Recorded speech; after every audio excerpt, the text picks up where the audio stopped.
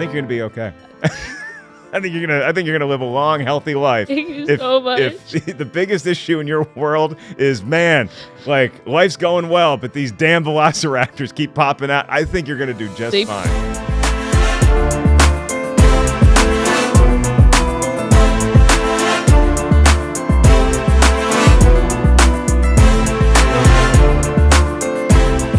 Guys, welcome to an episode of Katie Afraidy on Fangoria. I'm your host, Katie Hettenbach, and I'm ecstatic because the guy right here, he's hilarious, he's wonderful, he's a good friend. It's Mark Ellis. And a bit of a fraidy cat. And a fraidy cat. I mean, I love horror movies, but I think the misconception that people have with horror movie lovers, like we both are, is that they don't scare you. And it's like, no, they scare the crap out of me. Yeah. I'm not sure what the psychology behind me running back for more is. And I was thinking about with this particular movie we're going to talk about, as I was rewatching it, I'm like, I watched this so much when I was a kid. I forgot how many times I watched it, how familiar I was with it, because it did legit scare the crap out of me. Why'd I keep going back? Because it's also a release of anxiety, and that's kind of, I think, why a lot of people watch it. Okay. And I was like, you know what? I am a very anxious person, so maybe I just watch horror for that. That makes a lot of sense. Wow, we're 90 seconds in. I'm already learning stuff. I know, it's a lot. Yeah. So would you say that we watched Nightmare on Elm Street 3 Dream Warriors? Would you say that's the scariest movie you've ever seen? Or, because I would be like, are you okay? No, it's not the scariest movie I've ever seen. Okay. There's moments, there's one particular character in it, not named Freddy. I love you, Fred. Ain't talking about you. That really scares the crap out of me to this day. But I think the scariest movie I've ever seen is still the original The Exorcist. Yeah. That's the one that just, because visually it's stunning, but it also just creeps into your head. And that's sort of when I cross that bridge of it's less terrifying to look at, imposing figure on the screen like a Jason or a Michael Myers. Yeah. And it's scarier to think about the psychological aspect and the religious aspect of The Exorcist. And like, again, I went to Catholic school for a time. Okay, that also makes sense. You're like, he's gonna get me. Yeah. No, he's not. But like, he might. You never know. He might. And you're like, I might pray. Yeah. I don't know. Just in case.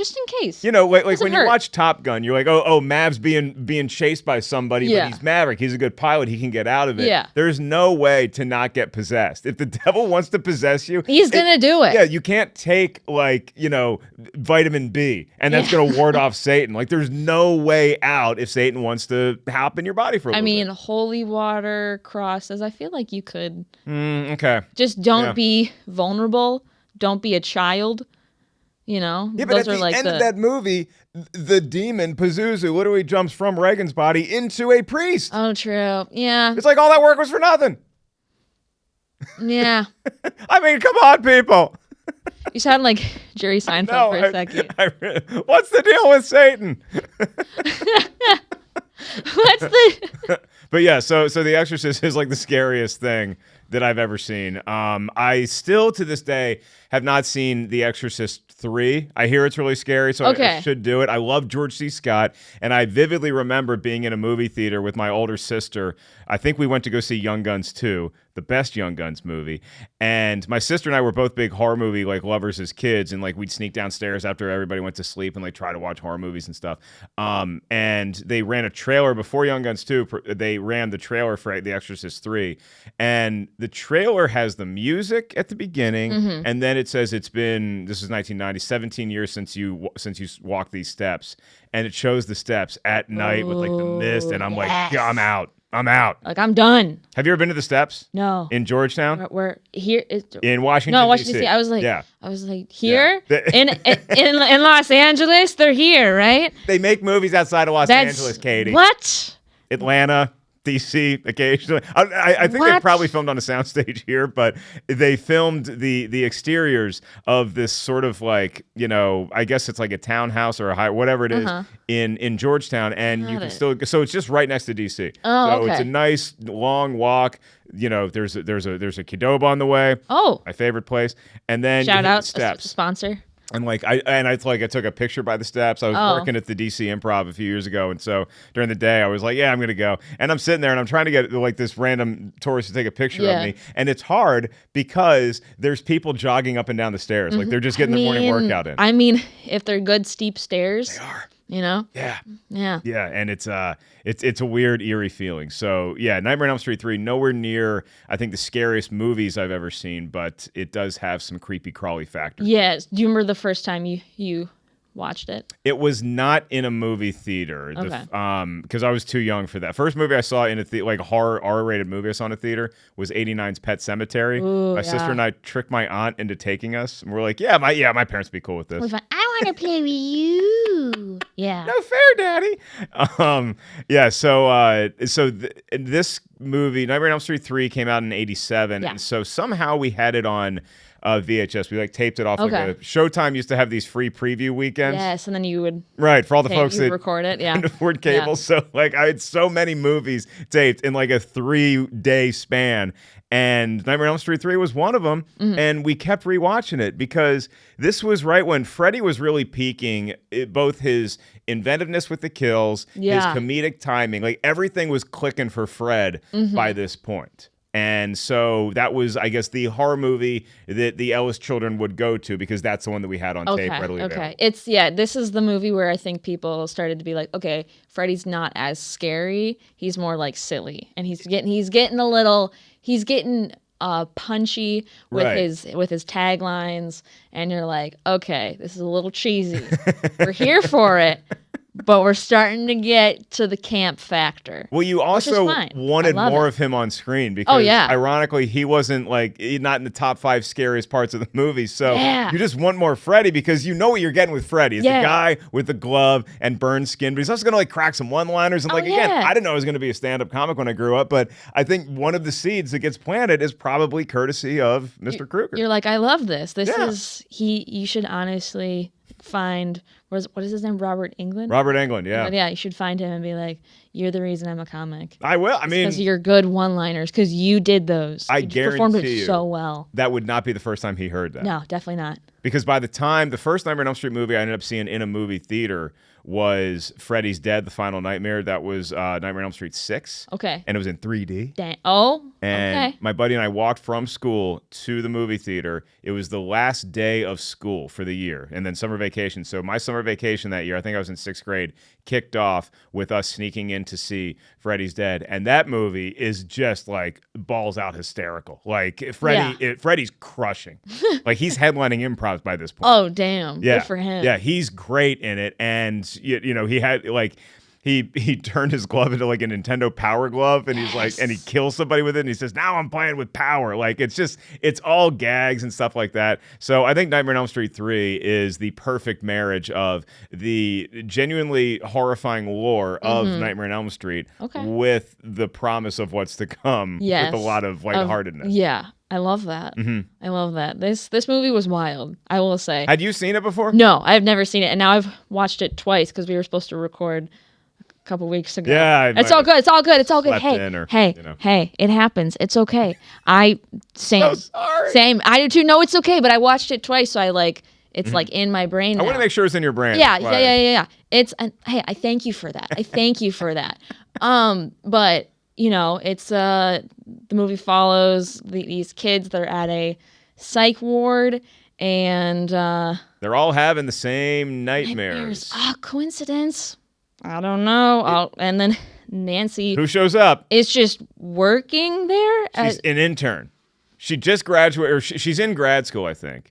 Nancy from the first Nightmare on Elm Street. Yeah. Nancy Thompson, who, really the only one of those Elm Street kids to survive, because we know Johnny Depp got eaten by a bed and all these other people didn't make it. They did. So, now Nancy is kind of dedicated her life to, she went through this traumatic experience. I'm going to dedicate my life to help teenagers that could be facing a similar situation. Lo and behold, she goes to grad school. She's an intern at this psych ward where the doctors are very 1980s and not the most progressive when it comes to dealing with mental health and suicidal tendencies. So Nancy comes in and she's like, she sees what's going on with these kids at the doctor's camp because she lived through it. And it's not just that they're having bad dreams.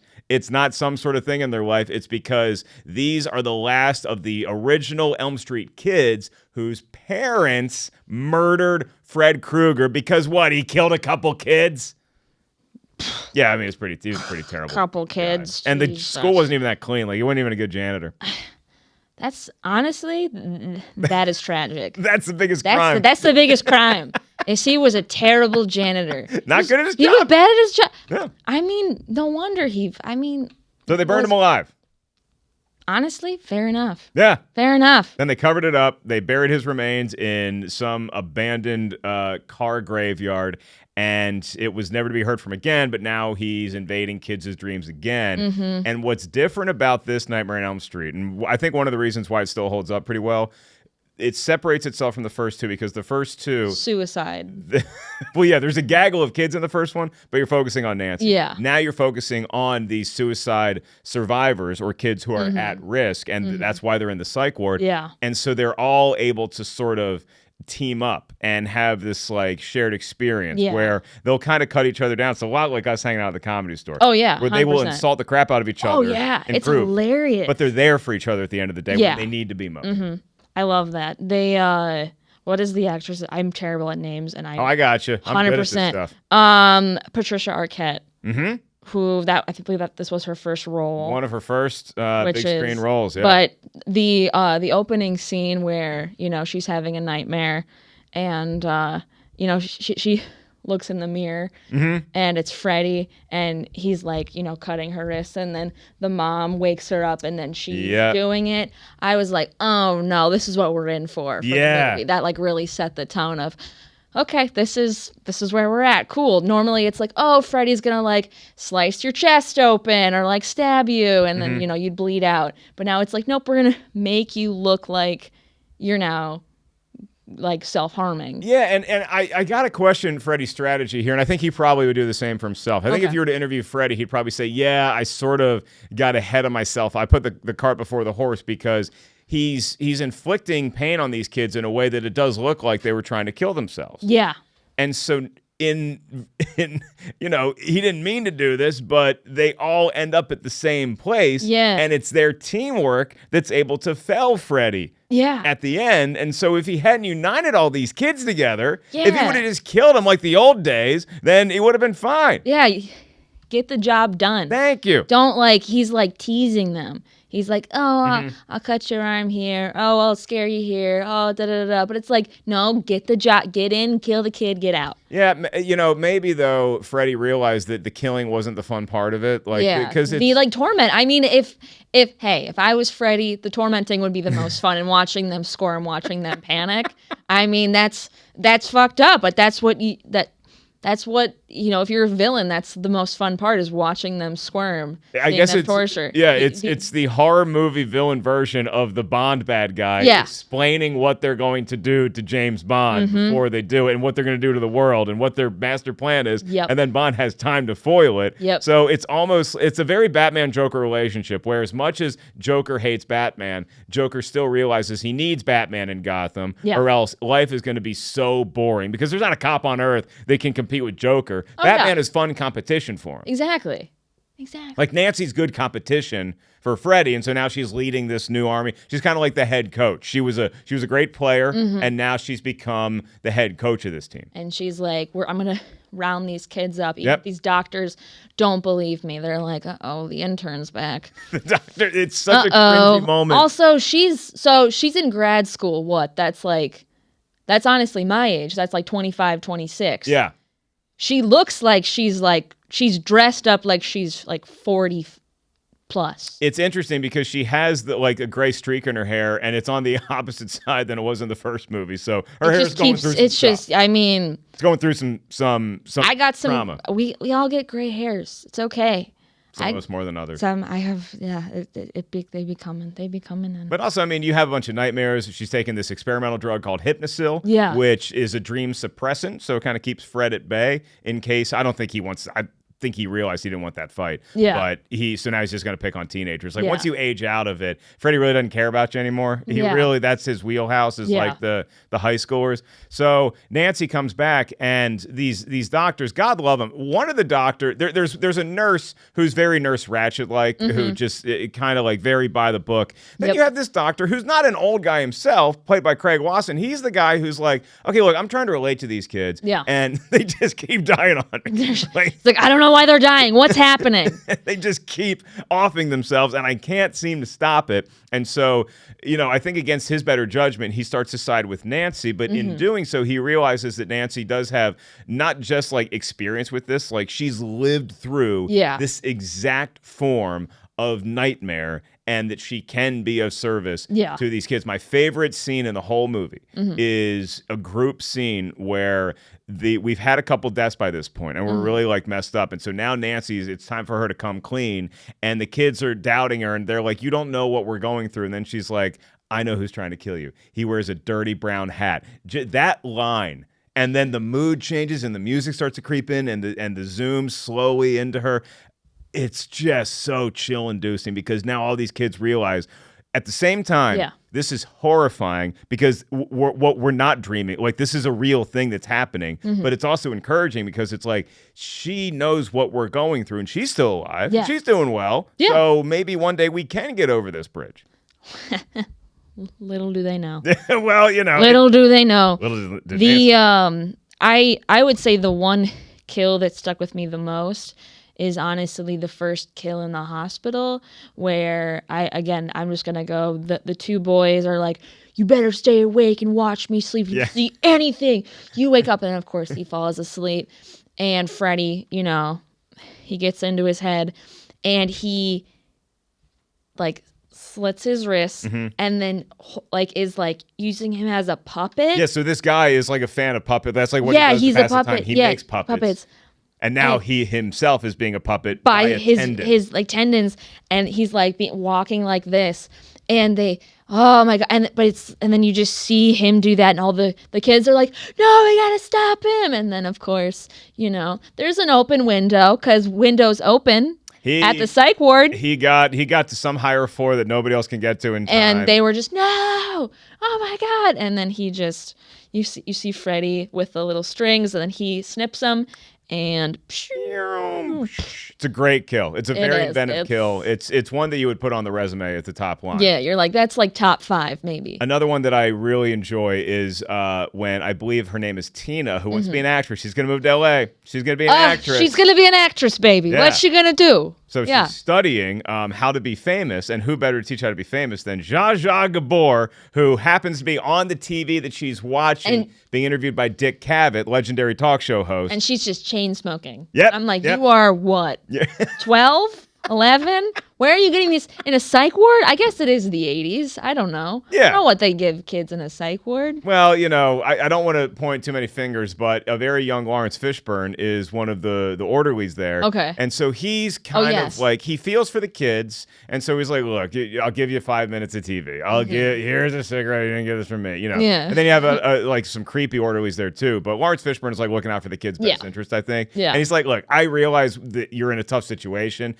So I'm going to give you 5 minutes of what it feels like to be normal. Here, go watch your late night TV, have a smoke. And it ends up being that Dick Cavett wasn't Dick Cavett at all on the TV. What? Who was he? Actually, Freddy Krueger. He's an actor. He's the best talk show. Out of the wall-mounted TV, picks up Tina, shoves her face into the TV, killing her, and then he says something about, now you're on prime time. He's like, you ready for... Or what? No, it's like, are you ready for prime time, bitch? Yeah. The big break in TV. God, for man. prime time, bitch. Funny guy. Really funny guy. Yeah, hilarious. Oh, man. So that was a good kill, too. And then just like some of the imagery. I mean, the stuff that really scares me in Nightmare on Elm Street is I guess it's Nancy's house. Yeah. But it's also sort of where Freddy like chills. Yeah. And so at the beginning of the film, that's what Patricia Arquette's character is building out of popsicle sticks. Just this house she keeps seeing in her dreams. So I'll express myself with some popsicle sticks and some glue, and maybe I'll, sort of wrap my brain around what's going on. Yeah. Being crafty. Yeah. I mean, with your trauma. something to do. Why not? Hey, Why not? Better than having some guy in a hat slit your wrist. I mean, yeah, her mom. Not the best honestly, parent. That was terrifying. It's just the like. It's always frustrating when you watch horror movies with kids in them because you're like, the adults are gonna be like, it's just your imagination. Go to bed. They just oh my God, she's suicidal. God, it's just she's so depressed, and she's like, Mom, I'm literally not. I'm fine. It's Freddy. Trying to communicate this crap to you, and now I'm so tired that it's hard for me to like make any sense of any of words. I'm just giving you this word salad because I'm so tired. But the two big like excuses that people used to have for kids acting like this were, one, what her mom uses is like, oh, she just wants attention, which is like just a horrible way to just kind of pass off everything. And then even the well-meaning doctor, after the first kid's suicide, in quotes, the puppet guy, he says he gave up. He took the easy way out. It's like, no. You're like, that's exactly what you say in a psych ward. You're like, he gave up. What a coward. Yeah. No, you don't. You don't. That's... Take your PhD away, man. 80s, man. The 80s were a wild time. Did this... Obviously, you weren't in a psych ward in the 80s, but I'm like, no. Some of this shit is real. Like, some of that stuff, like the doctors and like...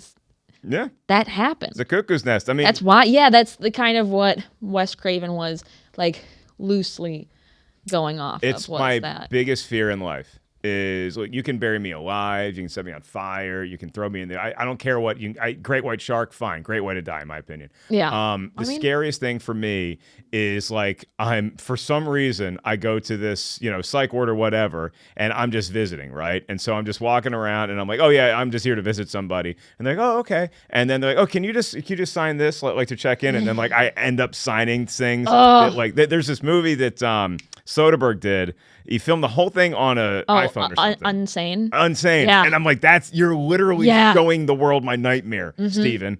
So that's it, is that you go to a psych ward to visit somebody, and then they don't let you leave. And then the more you tell them you're not crazy, the crazier you sound. Yep, because that's what crazy... I'm not crazy, I'm fine. It's like, no, you're...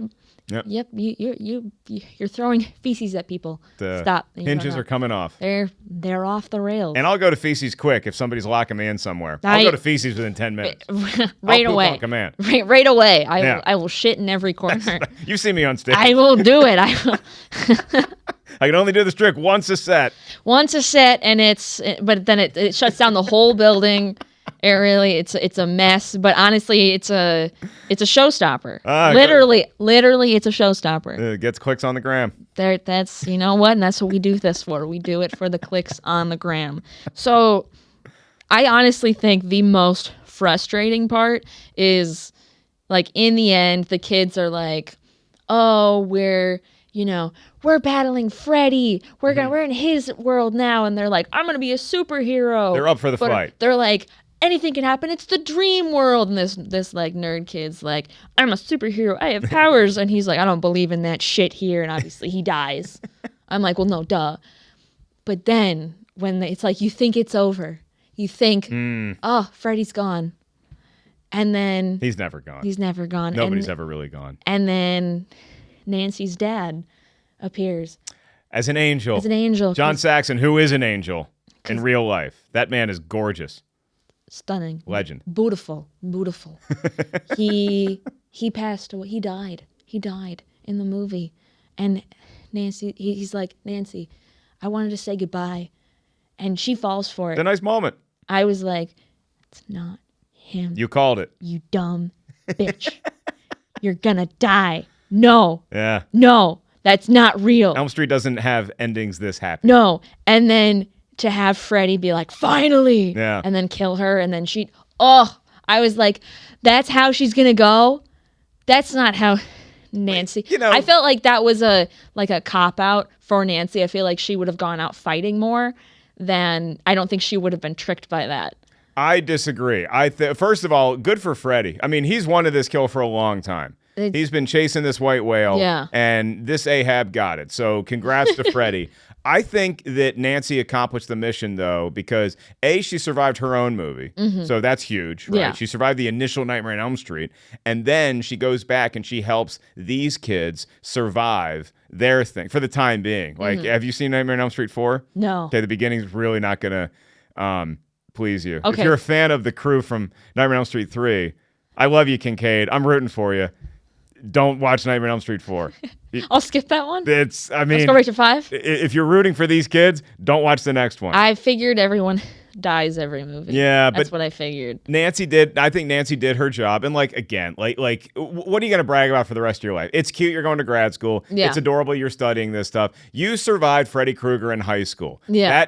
That's what we put on your headstone, whether you die at 26 or 96. Yeah. That's the thing. Speaking of headstones, the scariest thing in this movie is not Freddy Krueger. Mm-hmm. It's not any of his very creative kills. The scariest thing in this movie is the nun that shows up sporadically to give advice Yes. to the doctor. Yes. The nun who's wearing all white, which is the away uniform for nuns. She's wearing all white, and she's just kind of lurking around the hospital. She's kind of lurking around the graveyard, and she says, I go where I'm needed. And she's got this mysterious background. Lo and behold, comes to find out, she tells us the story of how Freddy was conceived because some poor young woman got accidentally locked in this hospital, or maybe it was a church. I can't remember. It's too scary to think about. She got locked in there over a holiday weekend. All the inmates decided to have their way with her. And now this bastard child happens 9 months later. Come to find out at the end of the movie, one of the great reveals in all of really horror movies, in my opinion, is that was a ghost. And we find this out because the doctor at the end is trying to chase her to thank her. He's like, hey, sister, I want to thank you for all. Comes around the corner, and it's not her anymore. It's a headstone, and it says Amanda Krueger. That was Freddy's mom. She was And she just is so scary. Look, I'm sorry. She's great just actress. creepy. She's creepy.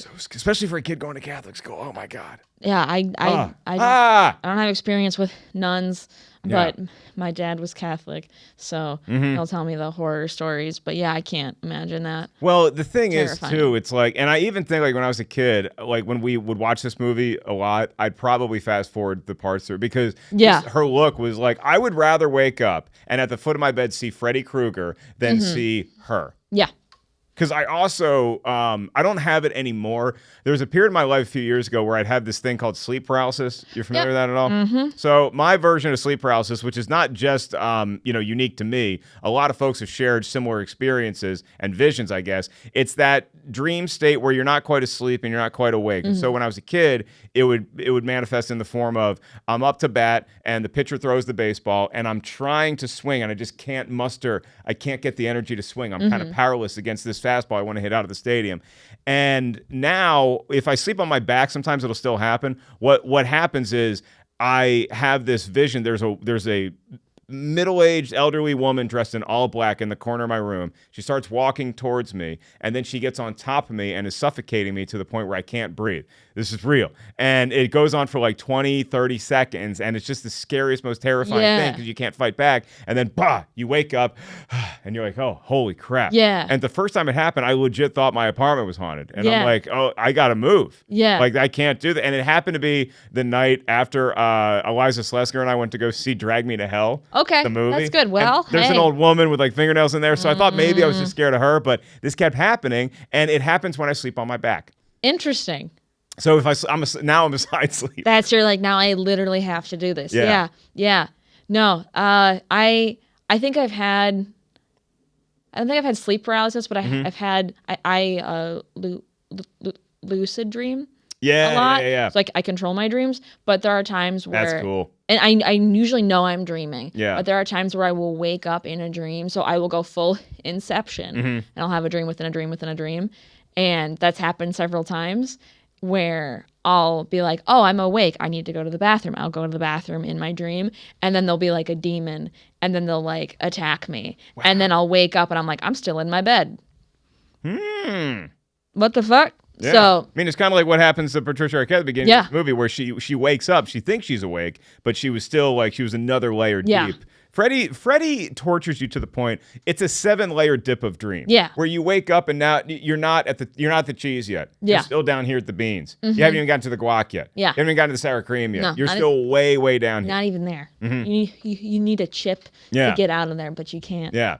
Now, see, I learned the power I have with dreams now. First of all, if the sleep paralysis thing happens now, I'm not trying to say I'm like a tough dude, but like if this sweetheart walks over to me and starts suffocating me. You said sweetheart. I kind of know what's happening now. Okay. I kind of know what's happening, and so I just kind of like lay there and take it, and I'm like, this will all be over soon. There was a time recently when this might have even been when I went to Joshua Tree. I don't do drugs, but I mean I do the weed. But I had a few beers and I slept, and it was a very uncomfortable bed and uncomfortable pillows, and I had like a vision or like a dream like that, and it happened twice in one night. And the first time I was really scared because I hadn't had it happen in a while. Second time I was like fighting back and like talking trash, and it was fun. It was really fun. But the power that I learned after my dad died, and so now the thing that I can kind of inception is if I see him in a dream, now about halfway through the dream, I'll have this realization that I'm dreaming. And so I make it a point to like walk over to him and give him a hug. Because like, usually it's like him and I were like wandering around a football stadium together or something like that, or doing whatever you do in a dream. And instead of this waking up in the dream ending, being like, I missed my chance. Now I'm conscious enough to be like, let me get, and when like it's such a real feeling dream, you actually feel them hug you. Yeah. It's that kind of stuff. Yeah. So it's kind of cool. No, I like that. It offsets the old woman trying to suffocate me. Yes. That's happened to me a lot. Oftentimes after I'll have a family member die or like a close friend, like a week later they'll like appear in my dreams, and it's really weird. My favorite one I will say was when one of my grandmas died. We were bowling. There were like velociraptors around in the dream, not real. Man, that sounds like such a cool. And she goes, party. "What the hell is going on?" And I was like, "Grandma, it's my dream. Go with it." And she goes, "Fuck yeah, let's do it." And then she just started bowling and got really into it. So she's like, "What is happening?" Oh, thank God. I was worried a dinosaur was gonna. No. But there's always a velociraptor in my dream. I don't know what that means. Huh. Some type of dinosaur. Okay. Yeah, because I don't know the word to the point now. Because like I think that like dream experts can like analyze like if you have a tiger in your dream, it means this. Yeah. If you have a shark, it means this. I don't think we're dinosaurs yet. Yeah, I don't think we are either. Like if I have a stegosaurus in my dream, I don't think that means that like I'm nervous, or like if you have a velociraptor, it means you're you have this big test coming up. Yeah, I just have like you know what? It is the constant fear of they're behind the shower curtain. Velociraptors? Yeah, I don't even have a shower curtain, and I'm still afraid. Okay, but not of people. No. Just of raptors. Yep. Katie, can I tell you something? They're dead. I think you're gonna be okay.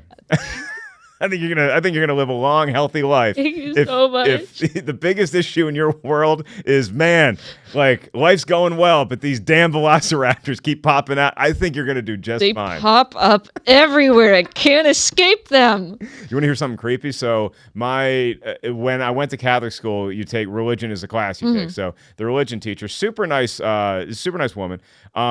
She was telling us a story of her two sons.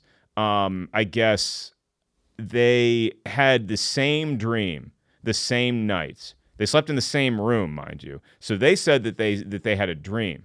Come to find out, she's like, okay, so what was the dream? They said, well, this woman dressed in all white came into our room and went over to each one of our beds, laid her hand on our head and kissed our forehead. And then she left. And she's like, well, what'd the woman look like? And they were describing the woman. She opens up a scrapbook. Boom. It was her mom. Oh my God. I guess her mom had passed before her grandbabies were born. So she was just coming to say hi to the grandbabies. Oh my God. Nope. Which is a nice thing to do. Like, I get why you want to do it, but you got to think of the children. That's horrifying. Yeah. You're a ghost. Move to the next life. That's a lot. I don't want that. Of course, I'm saying that in a building that is known to be haunted with the souls of comics. Oh, and not comics. We are in the aborted fetus area. Oh, yeah. We're downstairs in the basement where the abortions happened. Upstairs in the belly room is where the mob would whack people. So they weren't probably comedians either. And down here as well. And down here they'd whack people too? Yeah.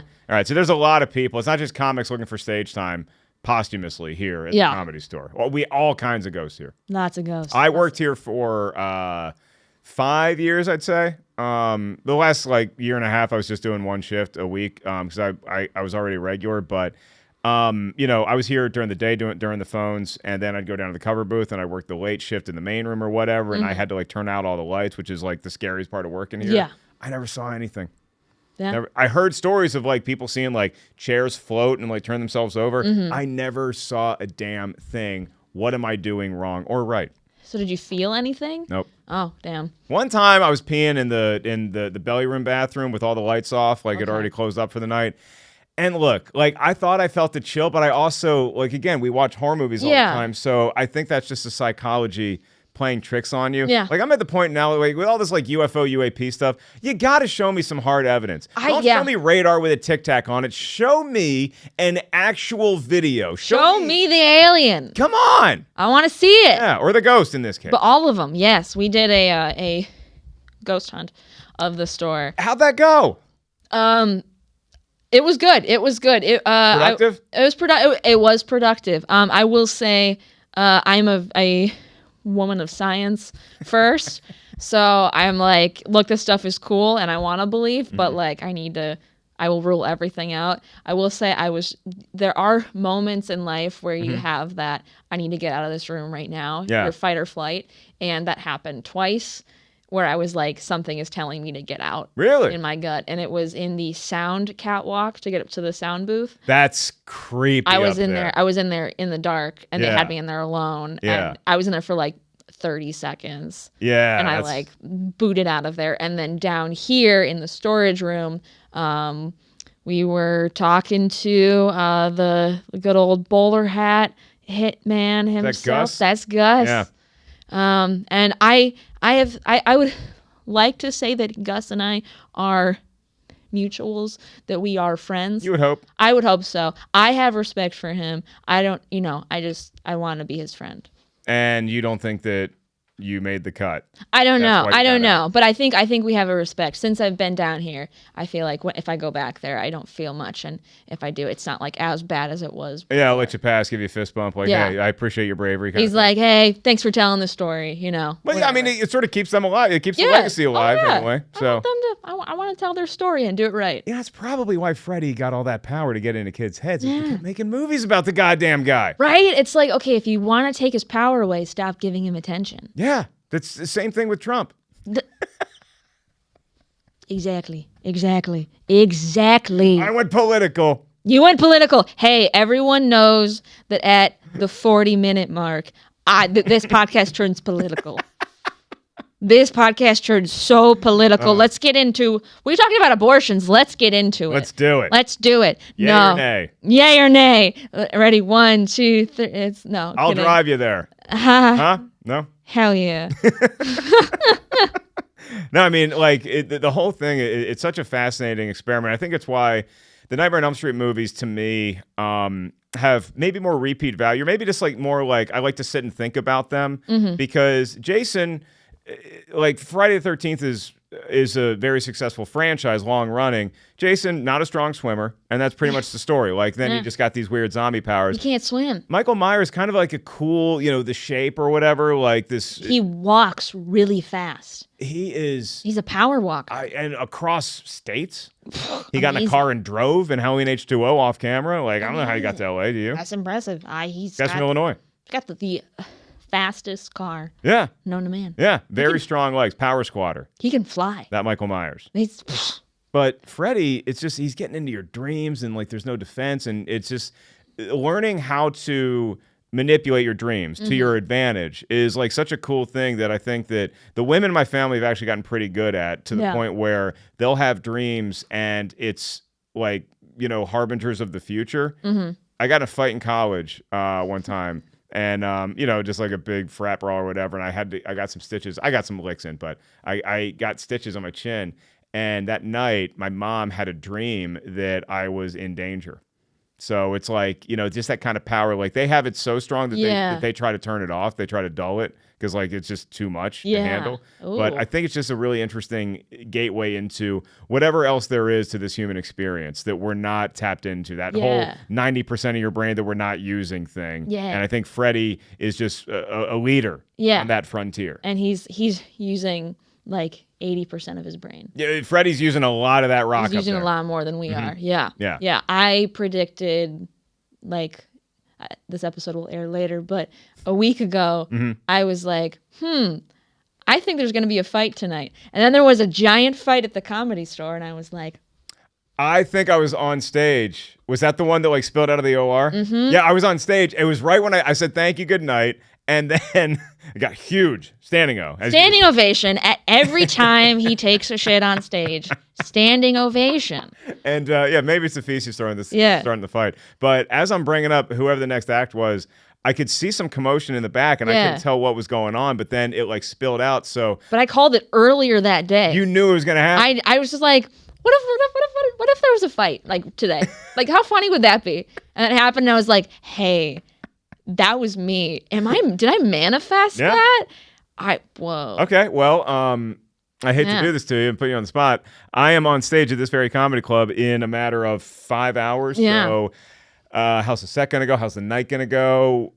Okay. Take your time. No. This is Katie getting into her own head. Okay. I think it's gonna go well. I think the audience is gonna be a little stiff in the beginning. Okay. I think they'll like loosen up, but I think they'll come around. I'm like third up. So okay. Perfect. Right when they're starting to get warm. Yeah. I think they'll start to, but I think there's gonna be a lot of people getting up to going to the bathroom. During my set? Yeah. Okay. All right. But you'll win them over. And that'll be that. Okay, but I'm not going to do that like that crowd work thing where it's like, oh, you just got back. Did you take a shit? I'm not going to be that guy, right? I mean, that's up to you. All right. I'm probably going to be that guy. Why not? Do it. It's a free laugh. It's a free laugh. Oh, it's a free laugh. It's an easy layup. If you need it, it's there. Why not? It's like that kid, like when you were playing pickup basketball, and like he's just standing under his own bat, like cherry picking. Yes. So we used to call it. Like don't cherry pick. Get back on D. You got it. You got it, sir. Get up there. Shoot the balls. I love Nightmare on Elm Street. I really do. I love that you're just like, I love it. So anyways, the movie. No, we're here to talk it was great. It was wonderful. Did you have a good time? It was really fun. Honestly, I really enjoyed it. Did the nun creep you out at all, or you just didn't seem to really? Not as much. I was like, what part were you really scared of? I was like, the claymation part. I guess because I'm not Catholic, I was like, nuns don't scare me. Okay. Yeah, well, get to know him. Killer soundtrack by Dokken. Yeah. It's really good. Great good. metal band. So, out of 10, what do you think? I believe this is one of the few Elm Street films that is fresh on the tomato meter at Rotten Tomatoes. It's 68%, I think, last time I checked. Ooh. So that's fresh. 60 and above is fresh, so that's in the wheelhouse. I am going to give this 8 out of 10. Ooh. I'm going to say 8 out of 10 because I think that apart from some dated medical practices, that this movie checks a lot of the boxes of why it's so terrifying to be in a psych ward, because you're there with your own thoughts, which are attacking you in this case. Mm-hmm. You have doctors who are on the fence about believing you. You have some orderlies that are cool and other ones that are real perverts. Mm-hmm. So you have a lot of scary stuff going on, in addition to the fact that you got Freddy invading your dreams. Yes. And you got his mom wandering around the premises, and God knows what she's been up to for the last 50 years. Yeah, where have you been, Mom? You got drugs that are warping your brain. You got people like just hanging out with people. Like just going to a group. Like I don't like people that much. Yeah. Yeah. The quiet room seems like my kind of speed. It seems like you're just by yourself hanging out. Yeah. I would have liked to see Freddy and his mom interact. That is a huge missed opportunity. Freddy, what? Freddy, Mom, what are you doing? Hey, Mom, this is my thing, Mom. Why didn't she help more? Why? She knew what was going on. Well, she's dead. She's dead, but still, she could. He's dead too. What is he? She could have been more forthright. Yeah, she's telling the doc like you gotta exhume his remains and burn him or whatever. It's like, lady, you got to spoon feed this to us. Yeah. Okay? Yeah. We're not part of this mythology. We're just trying to save some kids' lives. Mm-hmm. Just tell us what to do. Give us the steps. Help. Mom, help. Come to the group chat once. Yeah. If you can talk to the doctor, you can talk to the kids. I don't care if you're a ghost. We're dealing with a dead guy who's trying to kill us. Just come hang out. Exactly. Talk to your son. Get your son in check. Come get your kid. Exactly. Go to the PTA meetings. Oh my God. Yeah. I gave it a 6. Okay. That's solid. Honestly, that's fresh. That's fresh. You know what? It was solid. I initially gave it a 5 at the second viewing. I was like, no, this is fun. Have you seen other Elm Streets? I've seen the first one. Okay. And that was it. The second one is like, there's some clever stuff in there, but it really doesn't have to do with the rest of the films at all. The film that you need to see is, with all due respect to Nightmare on Elm Street 6, Freddy's Dead, which is a hilarious, zany romp, is Wes Craven's New Nightmare. Oh, wait, no, I have seen that. We can talk about that one. That's great. That was wild. That was a wild ride. I might have to rewatch that soon. That's, well, because I love Wes Craven. Mm-hmm. He's one of my favorites. R.I.P. King. But this movie was supposed to be similar to that one. Yes. And that's why he ended up making New Nightmare. Yes, and then that got him that got his feet wet in this like metal world, and then I think from there he's like, let's do this for real with Scream. Mm-hmm. So I don't know that we get Scream without the success of New Nightmare. Yeah. My 2 cents. It's perfect. It's perfect. I also do want to say very quickly, one of the more disturbing parts was when the adult nurse starts to hit on the little boy. Yeah. And she's like, I've been watching you. Mm-hmm. Oh my God, let's make out. Look, boobs. And then it's actually Freddy. Yeah, that's a tough break. And his tongue, its tongue becomes like... He rips his tongue out multiple times. Yeah. And then he uses the tongue to tie him up to the bed that is surprise over what appears to be hell. Mm-hmm. I mean, look, if you ask me, I think Joey still would have done the same thing again, knowing what he knew for that brief amount of time with the hot nurse. I mean... She was a hot nurse. If you're hot, you're hot, It works. Now you're in hell. I was like, well, that's uncomfortable but hilarious. Yeah. Wonderful. We think the nurse is okay, though.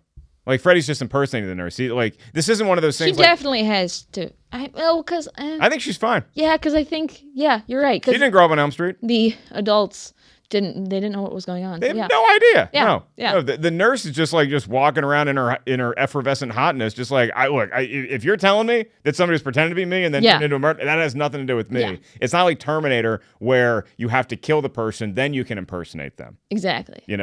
So Freddy is a much more gifted impressionist than, say, a T-1000. He should be on Saturday Night Live. He would be a great host. He would, the cast would be dead. He would crush everyone. Well, he would like control them and be like, "Hi, I'm Keenan. I'm Keenan. What's up with that? Oh, Keenan, you're so funny. I'm gonna kill you." Yeah. So, Mark, thank you for being here today. Oh, thank you for this walk down memory lane. I had a great time chatting with you. I had a great time rewatching this movie, and I'm glad that we have a new Nightmare on Elm Street kid. Yeah, Katie. Freddie. Welcome to the group. No. She's good in her dreams, Freddie. Watch out. Where can the people find you? On all the social medias, it's at Mark Ellis Live, and more often than not, when I'm in town, I'm right here upstairs at the world-famous Comedy Store, and I got some road dates coming up this fall. We got some Vegas, got some D.C., got some New York, some San Diego, so all the tickets and stuff like that, markellis.live is the website. Amazing. Yeah. Well, thank you for being here. Thank you, Katie. And you guys, thank you for tuning in and watching, listening on Fangoria. You can follow us at katie.afraidy on Instagram and TikTok. If you see a weird man in your dreams and he has knives for hands, wake up. Quickly. Yeah. Go ahead and wake up. Don't hit the snooze button. Don't hit the snooze button. I think you should wake up immediately. It's not going to turn out good. Thanks, guys. You always end with stupid advice. Thank you to our sponsor, Filmcraft Studio Gear. You can find all their cool gear at filmcraftla.com or on Instagram at filmcraftla.